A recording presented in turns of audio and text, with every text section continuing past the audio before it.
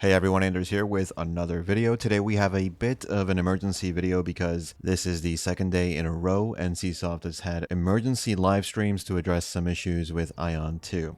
NCSoft stock price dropped 20% since the release of this game, but it's recovered about 5% in the last day or so. I'll give you a summary of what was specifically said in this live stream. The developers do admit there are many parts that are lacking, and they're working on fixing as many as possible for the game.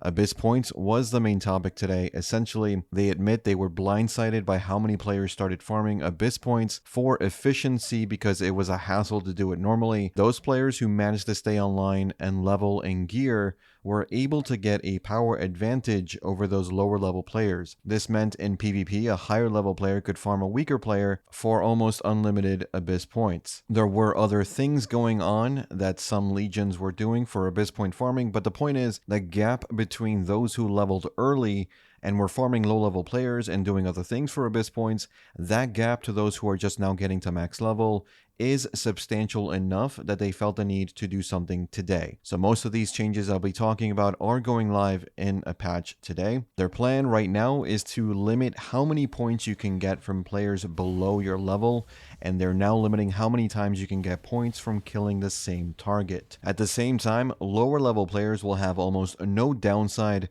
to attacking higher level players since you always get Abyss points regardless of your level difference as long as you're below or on par with your target's level. They're also making it so that you can see the level difference between enemy players. That way you can tell how much stronger or weaker they are than you. This is similar to how monster names look depending on your level compared to that mob.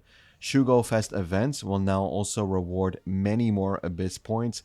These are the casual events you can do every hour or so. They're also going to limit the amount of Abyss points you can get per season. This season is going to last about a month or two.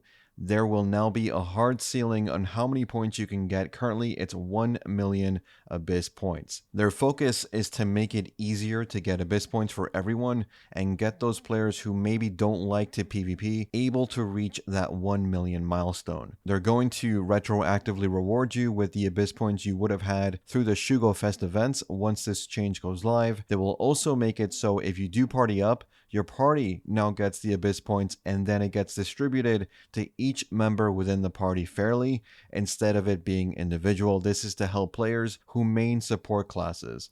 For compensation, we're getting 10 Odile energy recharges, which is what you use for expeditions.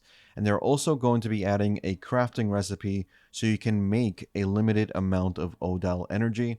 This crafting recipe won't be going live today as far as I know. This is planned, but they will be sending 4 more Odile energy recharges throughout the weekend, and we're also getting free cube storage expansion in the mail as well. Today we also had a ban wave in Korea. Over 1,500 accounts were banned for macro use and abnormal play. They're also investigating many more cases as well. They mentioned going into the Abyss and dying over and over for Abyss points is an exploit and will get you banned from now on, but they won't punish those who did it before this update. Character creation on servers was causing a lot of issues the first few days. The servers seem to not be able to handle the amount of people wanting to play, so they've been preventing new characters from being made every single day.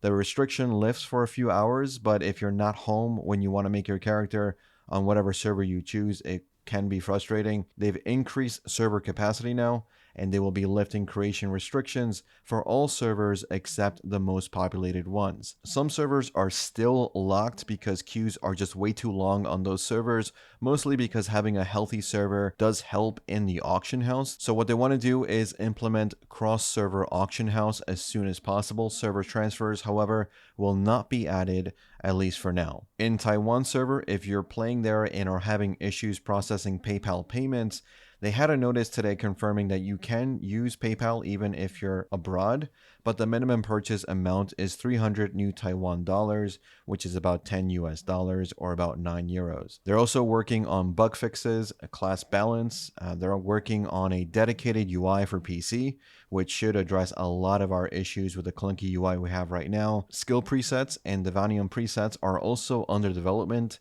and they are looking at stigma costs. They briefly talked about aggro. Some tanks feel like they can't hold aggro on some bosses, but they explained that some boss mechanics will target the second player on the aggro list on purpose, or the farthest player from the boss, kind of like some Throne of Liberty boss mechanics. This is so you're not just tanking in the corner while the rest of the group deals back attack damage on that boss without really much movement.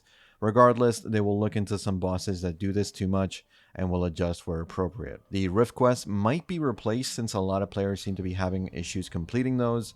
Skill Assist was added for mobile users, and they're trying to fix some of the camera issues for when it comes to PC. And that's pretty much all that was talked about today. Let me know what you think about the changes that they have implemented and what they're trying to work on. Expect more videos on AION 2 later in the channel. I'll be focusing on game mechanics, updates on the launch situation, any patch notes we'll be getting for the game as well. And we'll also do a video breaking down the monetization fairly soon. If there's anything specific you want me to cover, let me know in the comments. Like and sub if you haven't already. And as always, thanks for watching. Thanks for listening.